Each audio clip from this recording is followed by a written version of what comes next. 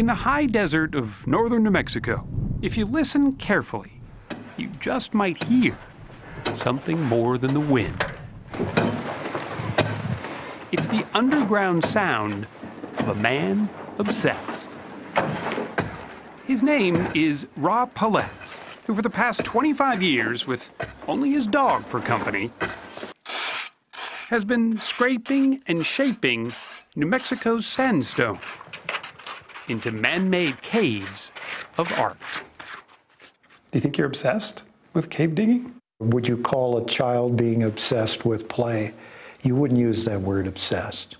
You know, when you're doing something you love and are drawn to it, you want to do it all the time. So this is sort of the cave staircase, huh? Yeah. He calls them his wilderness shrines, massive in scale, poetic in their design. If his work takes your breath away, well, that's just what he hoped it would do. I see this as an environmental project. I'm trying to open up people's feelings. So you call this one what? I call this the tree of human kindness. This small opening pales in comparison to the cavern he's dug inside. How long did this take? Close to 900 hours. 900 hours? Yeah.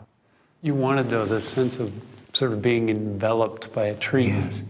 He sees himself as a magician, playing with space, both big and small, who creates what he calls the cave effect.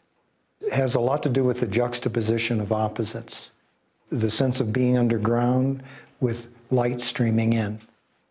The intimacy of being in a cave, yet the columns end up very large, sometimes 30, 40 feet high.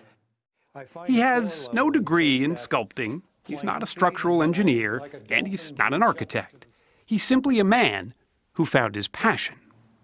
Most of the wonder that I feel is in the actual making of the caves. Once they're made, You move on. I move on if I want fresh wonder. He's found that fresh wonder digging about a dozen caves so far, most commissioned by nearby residents who want a piece of livable art. What was here before you started digging? Well, there was just hillside. This cave along the Rio Grande River even has power, a wood floor, and a colorful bathtub with running water. It took Paulette 2 years to dig. He charged a mere $12 an hour in labor. You don't do this for the money. You're not getting rich off making these beautiful places. No, it's the process. You know, I'm having the time of my life. You can see the way they're offset here. Amazingly, Ra Paulette's designs have been largely unnoticed. Until recently, that is. I use only hand tools. Shovels, mattocks, scrapers. A documentary filmmaker heard of the caves and spent 3 years following Paulette as he dug. The result was Cave Digger, a film so unique it was nominated for an Academy Award. I'm in the big time now, so. Suddenly, Ra Paulette was a caveman with a following. So I take it in your career as in real estate, you've never really had to sell caves before. This is definitely a first. Realtor Tom Abrams is now selling 2 of Paulette's caves, along with the 200 or so acres around them, for close to $1 million. But Paulette won't see any of that money. It all goes to the seller. Does it ever get lonely up here, doing all this work? You know, I'm never lonely. He agreed to show us his latest project. This is the largest thing I've ever done.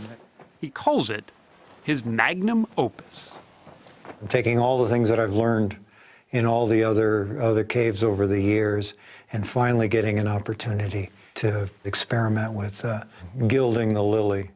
His plan is not only to just carve, but paint these sandstone walls, creating what he hopes will be a healing retreat, a community gathering place, complete with a waterfall. Half this room is going to be a pool. Oh my God. And they'll be seating around the bottom. At 67, he'll be well into his 70s before he shares this cave with the world. He hopes those who come here will find in its solitude what Ra Paulette already has, a sense of peace and purpose. If there was one simple thing you wanted people to take away from being in one of your caves, what would it be?